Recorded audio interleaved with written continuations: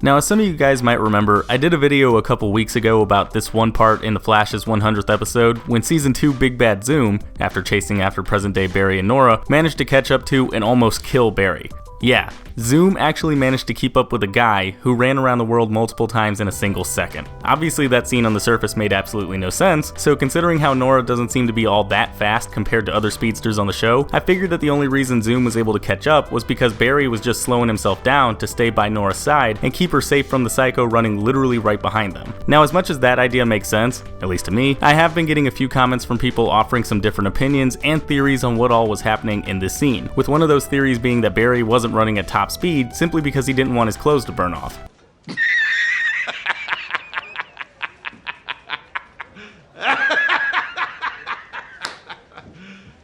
You serious? Okay, I'm not entirely sure where anybody's getting that idea, since we have seen Barry running at super speed in street clothes throughout a majority of the show, and he's never even so much as started to smoke a little bit. Then again, in the early days of Season 1, we did used to see Barry's clothes catching fire, like when he ran off to visit Oliver Queen in the show's pilot, for example. So is this just another case of bad CW writing? Or maybe a quick and easy retcon introduced by the writers so fans wouldn't constantly question why Barry doesn't wind up naked when he has to run around in street clothes? Erroneous!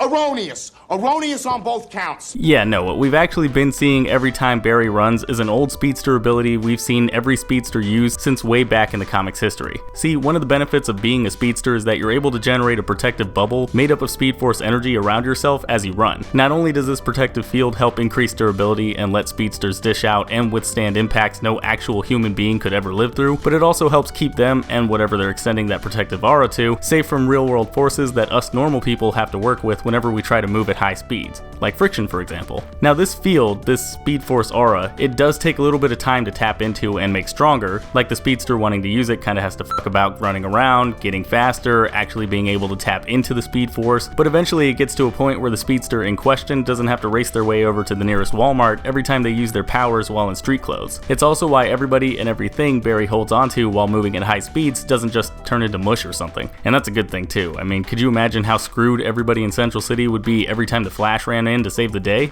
Good thing the Flash wears a red costume, am I right? But all that having been said, I'm sure somebody's gonna point out that all of this is just in the comics and was never actually shown to be a thing on screen, right? I mean, it's not like we haven't seen the show just straight up ignore power sources and abilities we know certain characters have in the comics, so couldn't it be possible that TV Barry either just doesn't have the Speed Force aura or that he's able to protect himself some other way while he's running around? I guess you could technically argue that the show got around this aura idea in the beginning by having Cisco give him a friction-proof suit, but even then, how was Barry able to run around saving people from getting run over in the street and everything if it was only his suit that was keeping him safe? Hell, last season he even ran a dude to China without getting picked up by an ordinary camera, and without any issues. So if it's not just the suit keeping Barry and everything / everyone he touches at super speed safe, then what's going on here? Well, we actually did get an explanation back towards the end of Season 4. In the 22nd episode, titled Think Fast, we see Barry, Caitlin, and Cisco trying to work out a way to get into Argus and stop DeVoe. And as part of their plan, Cisco and Caitlin start describing their theory on how Barry doesn't just spontaneously combust every time he breaks the sound barrier. When you run, you don't just tap into the Speed Force. You generate Speed Force around you.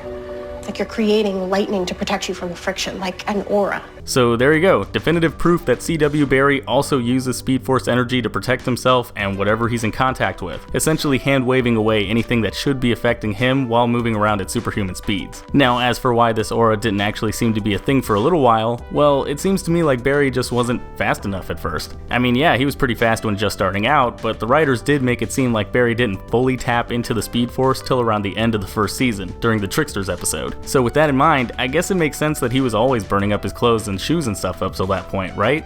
Then again, he didn't always have a problem with friction messing up his clothes. Remember when he chased Eobard around in the Man in the Yellow Suit episode? So I guess in the Arrowverse, whether or not Barry or whatever he's running around with are affected by anything when he runs just depends on how determined he is to keep things from burning up.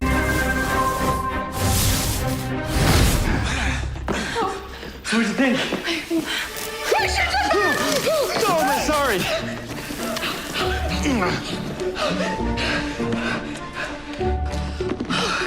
I'm glad I decided not to go braless.